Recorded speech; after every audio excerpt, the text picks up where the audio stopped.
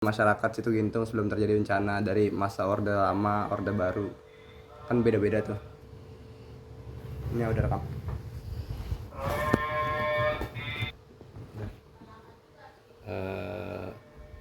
Kami selaku salah satu saksi hidup perjalanan Situ Gintung, yang dimana saya adalah sebagai salah satu penduduk asli Kampung Gunung, RW 3 dan RW 11. Waktu itu kedapatan dari apa yang terjadi di Situ Gintung terhadap musibah yang terjadi di tanggal 27 Maret 2009 berawal dari sebuah peristiwa bahwa tahun-tahun sebelumnya banyak kejadian hal-hal yang berhubungan dengan lingkungan yang tidak baik dalam pengawasan Situ Gintung, terutama adalah bahwa lintas Situ Gintung dari Kampung Gunung ke Gintung itu adalah sebuah danau yang sangat indah, dan kami selaku salah satu pengurus ke RW-an di RW 8 Kampung Gintung telah memberikan peringatan-peringatan terhadap hal tersebut sebelum kejadian. Pengingatan itu karena saya sebagai salah satu pengurus RW di lingkungan 08 Gintung, sinyal-sinyal yang saya berikan masukan diantaranya adalah bahwa penanganan Situ Gintung itu perlu ditindaklanjuti secara keamanan lingkungan, karena pemahaman saya 2 tahun ke belakang sebelum kejadian itu bahwa Situ Gintung itu banyak didatangkan orang-orang yang berkunjung di wilayah yang bukan asli orang Gintung ataupun Cirende, namun dari beberapa daerah seperti dari Bintaro, dari Kebayoran, dari Pondok Labu, itu banyak pacaran di situ, banyak kemaksiatan yang terjadi di situ.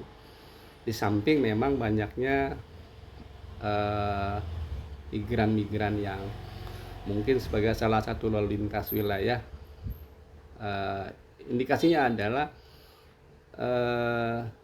permasalahan ini sudah disampaikan sampai pada tingkat kelurahan desa Cirende. Namun responnya karena belum ada kejadian yang sangat krusial, hanya sebagai salah satu wacana, tapi tidak ada tindak lanjutnya. Berakhir pada sebuah kejadian tersebut.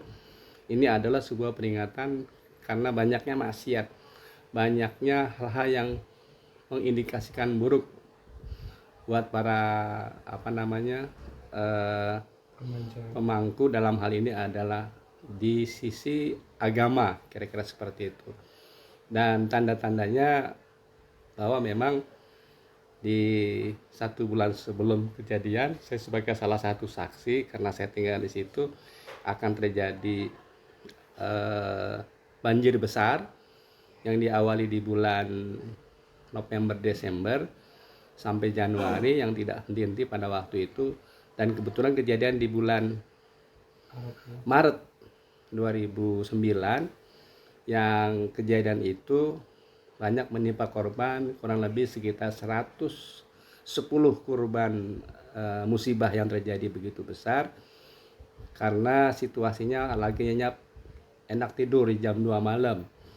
Dan kami berbondong-bondong sebagai salah satu orang lingkungan menyaksikan kejadian itu sangat nyata, bahwa tidak ada satupun yang bisa menyelamatkan kejadian tersebut.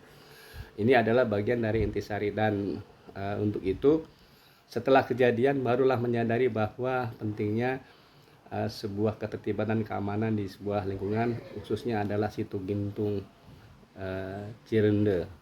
Terima kasih. Terus kehidupan masyarakat pada era Soeharto itu gimana di Situ Gintung? Apa jadi tempat rekreasi? Kan waktu itu ada ISKI juga, ada tempat olahraga. Pertama memang ada 3 titik yang menjadi salah satu alasan itu banyak dikunjungi oleh orang-orang yang ada di sekitar ya Jabodetabek, Banten lah bahasanya seperti itu. karena di situ ada APSG, restoran ayam panggang, yang dahulu sering dijadikan salah satu ajang untuk film-film, pembuatan film-film, baik film-film yang dibintangi oleh film-film pendekar seperti Rato Timur, dan ada film-film Benyamin, dan ada film-film Rhoma Irama. Pada waktu itu di kisaran adalah antara wilayah Komplek UI dan Pisangan. Dan titik yang berikutnya di Kampung Gunung, di situ banyak jalan lintas yang menghubungkan antara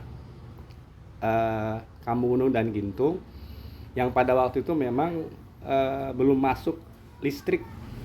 Di sekitar tahun 82 bawah listrik itu baru mulai ada, sehingga banyaknya urban yang datang ke situ menyebabkan lokasi itu menjadi sangat strategis. Dan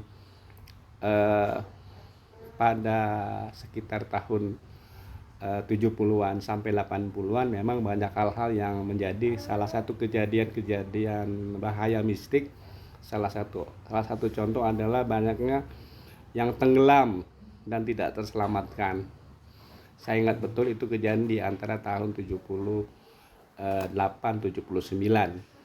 karena waktu itu saya masih sekolah di bangku SMP kelas 3, dan kejadian itu banyak baik dari orang-orang pendatang ataupun pribumi yang meninggal karena kelelap. Konon ceritanya karena ada buaya sebagai salah satu ungkapan mistik pada waktu itu. Oke. Terus mengenai pewarisan memori kepada generasi selanjutnya, menurut Bapak gimana? Kalau keadaan yang terjadi setelah terjadinya bencana di tahun 2009 dan memasuki 2010 sampai saat ini, kebetulan pemahaman yang saya dapat karena ada bantuan pemerintah pada waktu ada peristiwa pilkada dan pilpres, bahwa Situ Gintung menjadi salah satu perhatian nasional. Saya tidak paham bahwa anggaran itu informasinya ada satu renovasi yang sangat luar biasa yang memakan biaya sampai ratusan miliar, menjadi salah satu pengairan penghubung antara wilayah Gintung sampai kepada Cirende Ilir sampai kepada Jakarta dan Kali Ciliwung. Di sini tentu sebagai salah satu pengurus lingkungan di RW 08 sangat memprihatinkan. Dari sisi negatifnya sangat memprihatinkan bahwa ada lampu-lampu yang di malam hari itu masih sudah terpasang tetapi tidak hidup. Ini adalah bagian dari sebuah informasi yang perlu disampaikan kepada tingkat wali kota, karena di sisi jalan antara